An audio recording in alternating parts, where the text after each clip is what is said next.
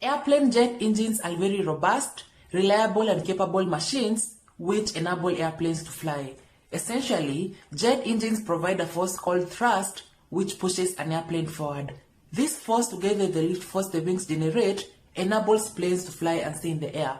The engines are basically the heart of any airplane, and engine makers like General Electric, Pratt Whitney and Rolls-Royce make engines for different airplanes, and in the process, they try as much as possible to make the engines durable and very fuel efficient.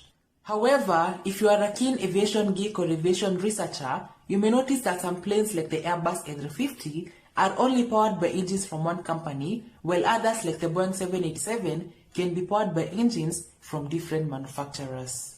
Most planes in production today can be powered by engines from different companies, and while this is nothing out of the ordinary, there is a good reason for that. So, why can most planes be powered by engines from different companies? Let's find out.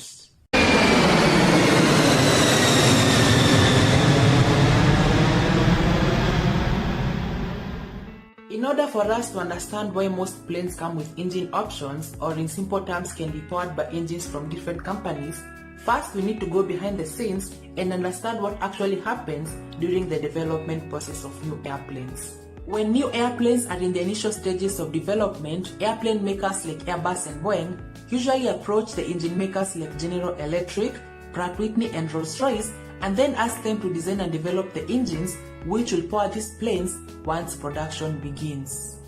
Before and during the design and development process of new engines, three things can happen. First, all the companies involved might present their engine designs to Airbus and Boeing and they all get accepted. Whenever this happens, the future plane will then be powered by engines from all the companies involved. For example, the Airbus A330 can be powered by engines from General Electric, Pratt Whitney and Rolls-Royce. We can therefore conclude that all the designs of these companies got accepted by Airbus during the A330's development and they were then given tenders to supply engines for the plane.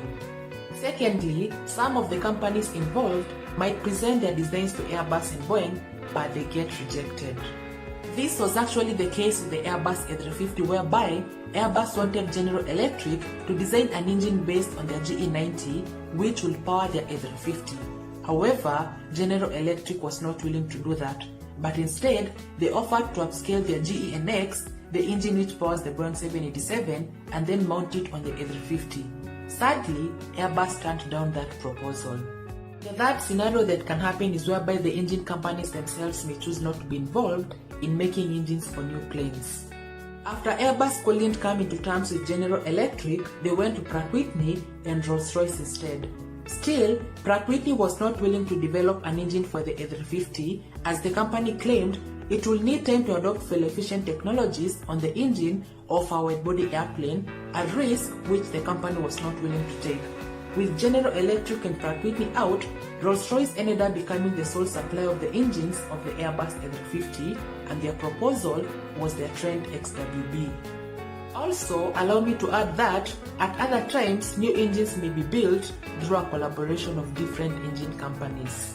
For example, the Airbus A380 can be powered by the Trent 900 from Rolls-Royce or by the GP7000, an engine which was manufactured by a joint venture between General Electric and Pratt Whitney.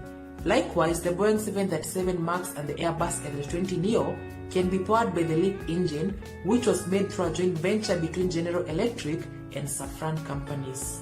I think we can now understand why most planes come with engine options. Next, let's look at the pros of having different engines powering the same plane.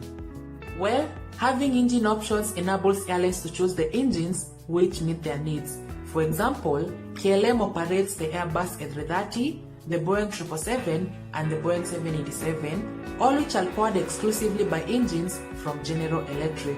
Since the engines powering these planes are from one company, they have a commonality in terms of the parts and the spares which they use. This also enables KLM to train their maintenance personnel on only one engine type. Also, having engine options enables airlines to go for the more reliable engines in case one engine type suffers from dependability issues. In 2016, many Rolls-Royce Trent 1000 engines powering the Boeing 787 started developing issues which took long to solve.